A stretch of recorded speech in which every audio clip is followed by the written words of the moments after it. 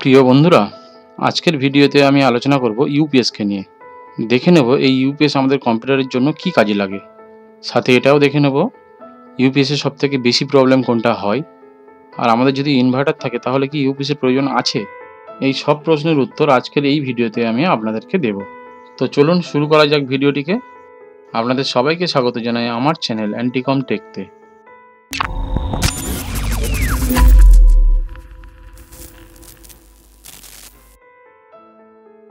প্রথমেই দেখে নেব ইউপিএস কি।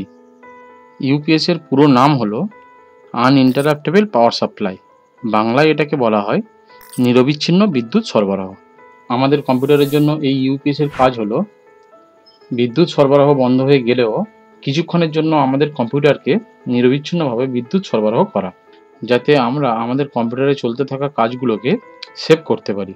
এই ইউপিএস শুধুমাত্র কম্পিউটারেই ইউজ হয় না, অন্যান্য আরও অনেক জায়গাতেও ইউজ হয়ে থাকে, যেমন এটিএম মেশিন, কোনো অফিসের fingerprint sensor machine, server system, এরকমই গুরুত্বপূর্ণ জায়গাতে ইউপিএসকে ব্যবহার করা হয়।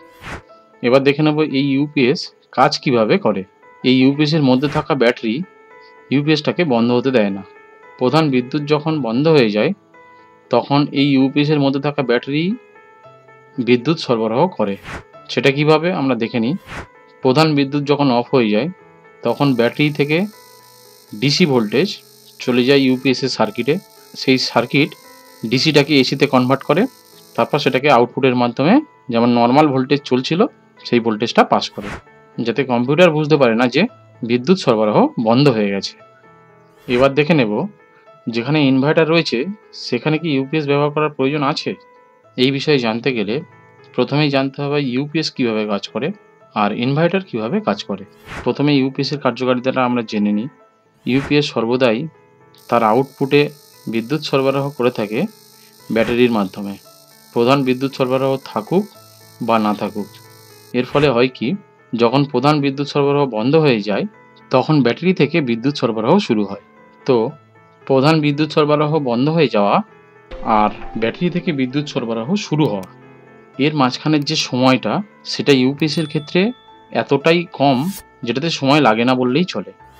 অপরদিকে ইনভার্টারের ক্ষেত্রে হয় কি, প্রধান বিদ্যুৎ সরবরাহ যখন চলতে থাকে তখন ইনভার্টার ওই বিদ্যুৎটাকেই সরাসরি আউটপুটে পাঠিয়ে দেয়। যখন বিদ্যুৎ সরবরাহ বন্ধ হয়ে যায় তখন ওই সাপ্লাইটাকে ব্যাটারিতে নিয়ে আসে, ব্যাটারি থেকে তারপরে আউটপুট শুরু হয়।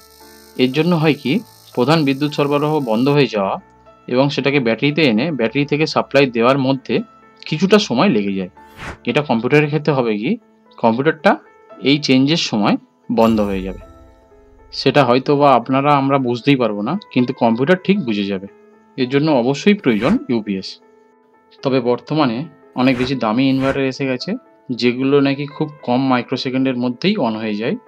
সেখানে ইউপিএস খুব একটা বেশি প্রয়োজন হয় না, কম্পিউটারও বন্ধ হয় না। যদিও সেটা ব্যবহারের পরেই জানা যাবে আসলে ব্যাপারটা কতটা ঠিক। এবার আসি ইউপিএসের কিছু সমস্যা নিয়ে। এই সমস্যার মধ্যে সবথেকে বেশি সমস্যা হয় ইউপিএসের ব্যাটারিটা। এই ব্যাটারির প্রবলেমের জন্যই বিভিন্ন ধরনের সমস্যা দেখা যায় বিভিন্ন ইউপিএসে। তো সর্বপ্রথম যেটা তোমরা দেখতে পাবে, বিদ্যুৎ সরবরাহ বন্ধ হয়ে যাওয়ার সাথে সাথে ইউপিএসও বন্ধ হয়ে যায়। এটা হলো একটা মেজর প্রবলেম যেটা ব্যাটারির জন্যই হয়।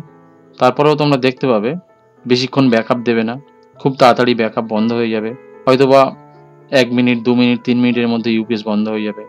এছাড়াও তোমরা দেখতে পাবে অনেক সময় ইউপিএস অনই হবে না। এই সমস্ত প্রবলেমই কিন্তু ব্যাটারির থেকেই আসে। তবে ইউপিএসের সার্কিটে যে প্রবলেম হয় না সেটা আমি বলবো না, কিন্তু সেটা খুবই কম। 100টার মধ্যে 5টা বলতে পারো। সবথেকে বেশি প্রবলেম দেখা দেয় ইউপিএসের ব্যাটারিতে। তাই এই ব্যাটারিটাকে তোমরা খুব সহজেই চেঞ্জ করে নিতে পারবে। তবে এই ইউপিএস কেনার সময় আপনাদের কয়েকটা জিনিস মনে রাখতে হবে। আমার এসএমপিএসের ভিডিওতে আমি বলেছিলাম সমস্ত কম্পিউটারের ডিভাইসগুলোকে ঠিক রাখার জন্য একটা দামি এসএমপিএস তোমরা নেবে। এখানেও আমি জানাবো সমস্ত কম্পিউটারটাকে ঠিক রাখার জন্য একটা দামি ইউপিএস নেওয়ার চেষ্টা করবে, কারণ ভোল্টেজের আপ ডাউনটাকে এই ইউপিএস অনেকটাই ঠিক করে। সেখানে দামি ইউপিএস হলে অনেক বেশি বেটার পারফরমেন্স দেখতে পাবে, আর যদি কম দামি ইউপিএস হয় এই পারফরমেন্সটা অনেক কম দেখতে পাবে। এটা যেমন একটা দিক গেল।